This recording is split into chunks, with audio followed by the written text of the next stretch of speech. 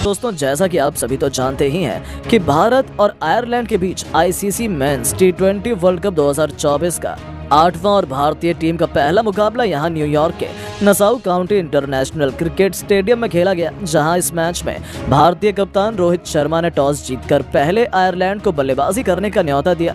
लेकिन दोस्तों, जब बल्लेबाजी करने के लिए आयरलैंड की टीम उतरी, तब भारतीय गेंदबाजों की कातिलाना गेंदबाजी के आगे आयरलैंड इस कदर घुटने टेकेगी किसने सोचा था। जी हां, आपको बता दें, आयरलैंड की तरफ से अपनी टीम को विस्फोटक शुरुआत दिलाने के इरादे से कप्तान पॉल स्टर्लिंग के साथ एंड्रयू बलबर्नी की खतरनाक जोड़ी मैदान में उतरी थी। महज दूसरे ओवर की 5वीं गेंद पर बलबर्नी ने मैदान को चीरते हुए चौका लगाकर अपनी टीम को तूफानी रफ्तार से आगे बढ़ाना शुरू किया। लेकिन दोस्तों, भारतीय टीम के आगे उनकी एक न चली। तीसरा ही ओवर लेकर आए रोहित के सबसे बड़े हथियार स्विंग किंग अर्शदीप सिंह ने अपने इस ओवर में जो किया, उसे आयरलैंड का पूरा क्रिकेट जगत कभी भूल नहीं पाएगा। जी हां दोस्तों, अर्शदीप ने अपनी पहली ही गेंद पर पॉल स्टर्लिंग को जाल में फंसा लिया, जिनके खिलाफ स्टर्लिंग ने बड़ा शॉट तो खेला, लेकिन गेंद सीधा हवा में चली गई और विकेट के पीछे ऋषभ पंत ने कोई गलती नहीं करी। उनके लाजवाब कैच की बदौलत स्टर्लिंग केवल 6 गेंद पर 2 रन बनाकर पवेलियन लौट गए और आयरलैंड को पहले सबसे बड़ा झटका कप्तान के रूप में लगा। तो पारी की अंतिम गेंद पर अर्शदीप ने आयरलैंड के दूसरे ओपनर एंड्रयू बलबर्नी को क्लीन बोल्ड कर आयरिश टीम की कमर तोड़कर रख दी थी।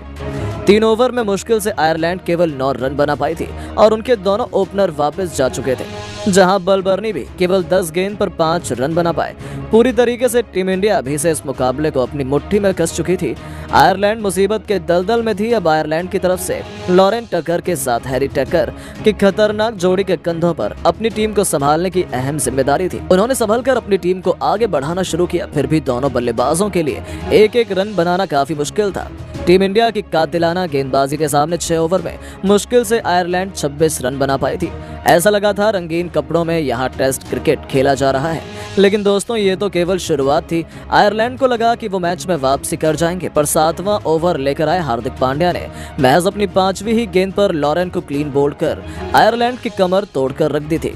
जहां लॉरेन टकर 13 गेंद पर केवल 10 रन बनाकर पवेलियन लौट गए, तो गरीबी में आटा गीला अगला ही ओवर लेकर आए टीम इंडिया के सबसे महान गेंदबाज जसप्रीत बुमराह ने हैरी टकर को भी किंग कोहली के हाथों कैच आउट करवाकर आयरलैंड की हार की दर्दनाक कहानी लिख दी थी।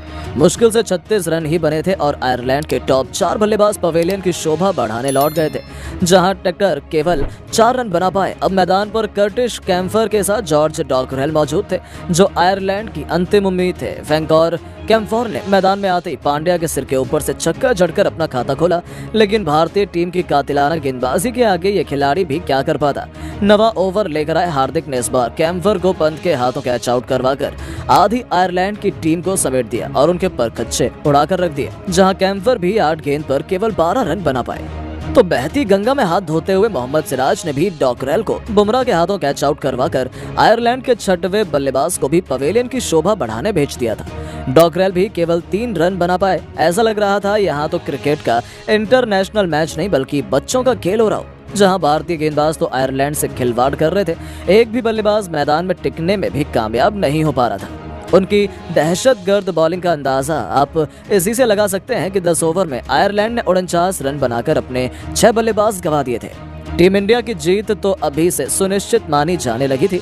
अब तो केवल एक फॉर्मेलिटी ही बची थी, लेकिन आपको भरोसा भी नहीं होगा। 11वां ओवर लेकर आए हार्दिक ने इस बार पहली गेंद पर मार्क एडायर का शिकार किया, जिनका आसान सा कैच शिवम दुबे ने लपका और इसी के साथ आयरलैंड का 7वां बल्लेबाज भी पवेलियन लौट चुका था।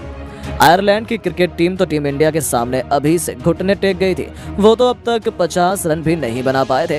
तो मजाक में जैसे रोहित शर्मा ने अब तेज गेंदबाजों की जगह अक्षर पटेल को 12वें ओवर में बुलाया, तो इस बार अक्षर पटेल ने भी महज अपनी दूसरी ही गेंद पर बैरी मैकार्थी को कॉटन बोल्ड कर आयरलैंड का 8वां बल्लेबाज भी ढेर कर दिया था। जहां मैकार्थी को तो उन्होंने खाता भी खोलने का मौका नहीं दिया। 12 ओवर में 52 रन बनाकर ही आयरलैंड के 8 बल्लेबाज वापस लौट चुके थे। आयरिश टीम की पारी ताश के पत्तों की तरह बिखर गई थी और जहां सब सोच रहे थे हमें रोमांचक मैच देखने को मिलेगा, वहां टीम इंडिया ने इसे एक तरफा बनाकर अपनी झोली में डालने की पूरी तैयारी कर ली थी। लेकिन दोस्तों तभी जोशुआ लिटिल और जेरेथ डेलैनी ने किया पलटवार। 13वां ओवर लेकर आए हार्दिक के खिलाफ चौका और छक्का जड़ते हुए इन दोनों ने इस ओवर में कुल 14 रन बटोरे।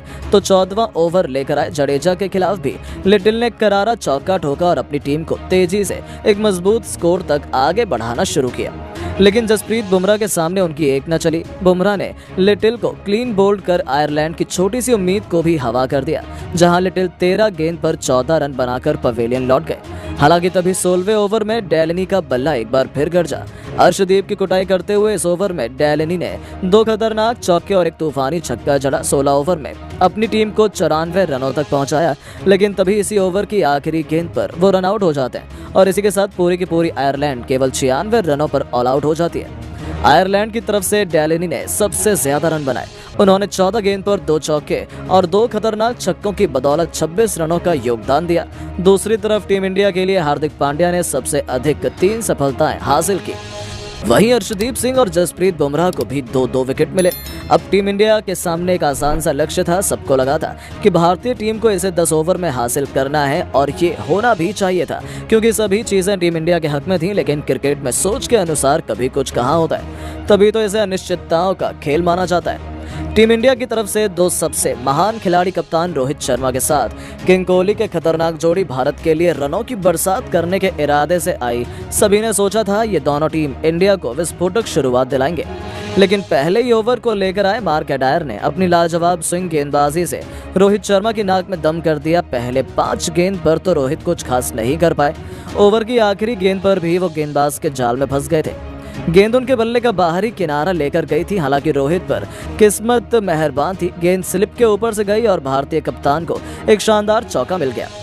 टीम इंडिया पहले ओवर में 7 रन बना पाई थी। दूसरा ओवर लेकर आए जोशुआ लिटिल के खिलाफ रोहित ने दिखाया अपना रुद्र अवतार। 5वीं गेंद पर मैदान को चीरते हुए चौका जड़ा तो ओवर की आखिरी गेंद पर गेंदबाज के सिर के ऊपर से ऐसा आसमानी छक्का ठोक दिया जिस पर आयरलैंड की बर्बादी लिखी हुई थी।